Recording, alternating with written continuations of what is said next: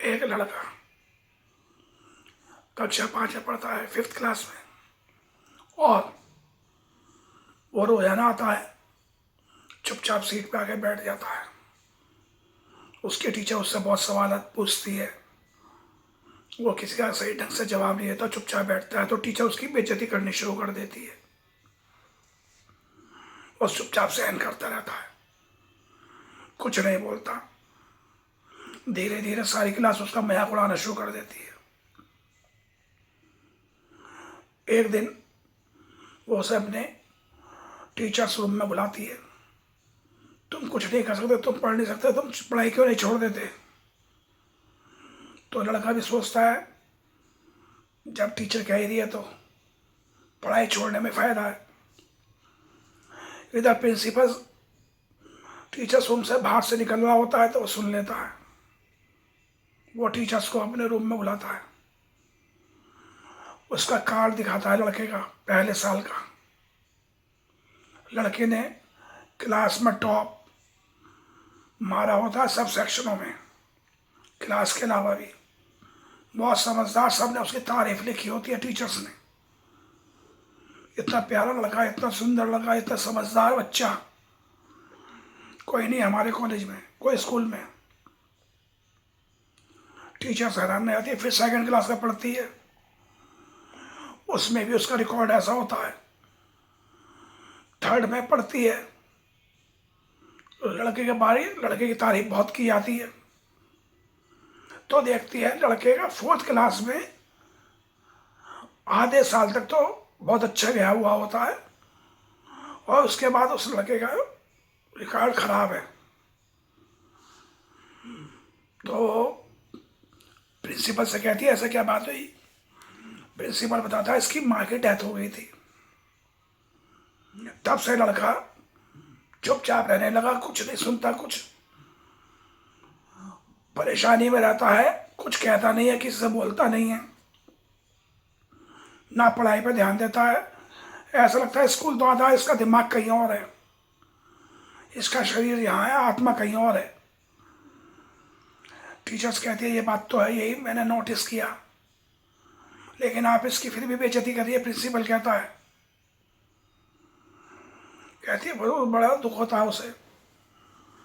तो जैसे ही लास्ट दिन आता है इस 5th क्लास के एनुअल फंक्शन का, टीचर्स उसकी मम्मी के बारे में सब कुछ पता करके उसकी माँ का मन पसंदीदा परफ्यूम, कड़ा उसके घर से लाके चुपचाप एनुअल फंक्शन में आती है, बुलाती है सबको। धीरे धीरे बच्चा आता है, वो उसे अपने उसके परफ्यूम की खुशबू से एकदम उसका दिमाग घूम जाता है लड़के का, जैसा होश में आ गया हो। कहता आपने मेरी मम्मी का जैसा परफ्यूम लगा रखा है मैडम, मेरी माँ जैसा कड़ा पहन रखा है आपने, मुझे माँ की बहुत याद आई। तो टीचर उसे गले लगा लेती है, बहुत रोती है, फिर वो उस पर ध्यान देना शुरू कर देती है। स्कूल 8th क्लास तक होता है। टीचर उसे पूरा ध्यान रखती है, पूरे उसके पढ़ाई ध्यान पे, खाने पीने पे, सब पे, अपने घर से लाके खिलाती है। लड़का दोबारा से खुश हो जाता है कि मुझे माँ मिल गई है। फिर वो लड़का दूसरे शहर में पढ़ने चला जाता है। वो रोजाना टीचर्स को हर तीसरे दिन एक चिट्ठी लिखता है, बीच में आता है, मिलता रहता है। फिर वो पढ़ने बाहर चला जाता है और वहाँ से बताता रहता है मैंने ये किया, मैंने किया है। फिर कुछ दिन बाद चिट्ठी वगैरह सब आनी बंद हो जाती हैं। एक दिन बाद उसके पास टेलीग्राम आता है, कॉल आता है कि मैं इस दिन आपको लेने आ रहा हूँ, आप तैयार रहिएगा। वो बड़ी हैरान होती है, उसमें टिकट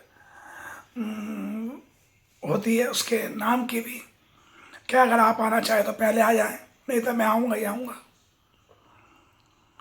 वो बड़ी खुश होती है, कहती है ठीक है मैं आ रही हूँ। वो लेटर लिख देती है।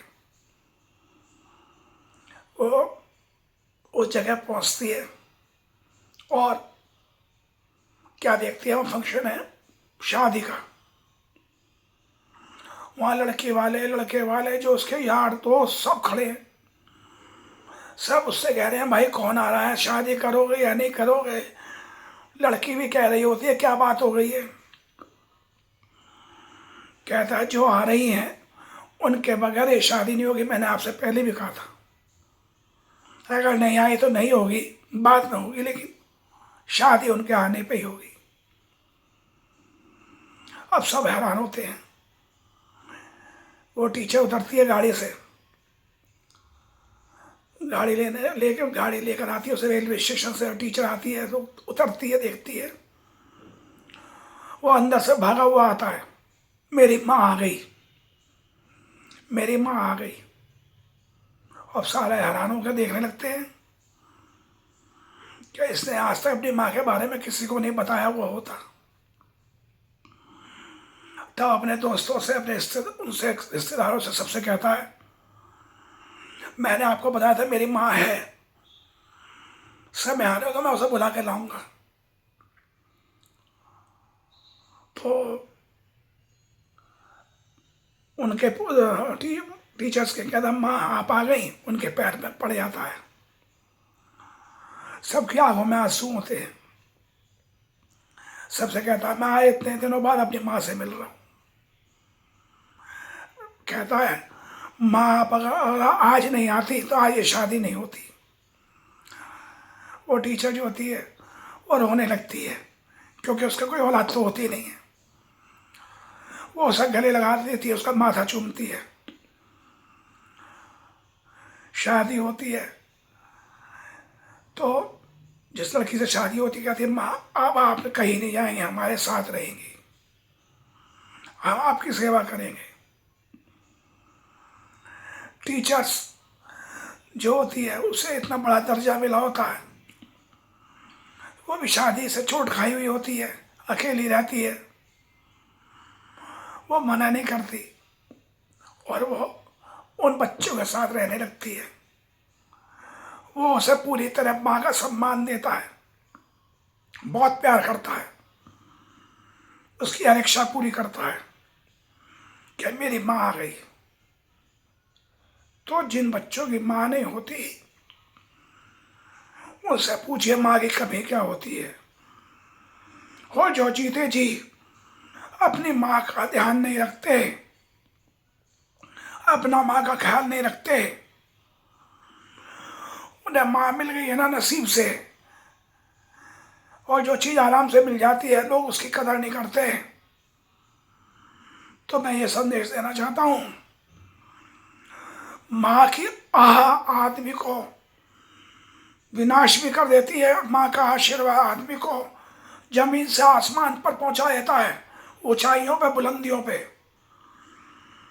तो क्या लेना पसंद करेंगे, माँ का आशीर्वाद या माँ की आह? अब ये आपके हाथ में है।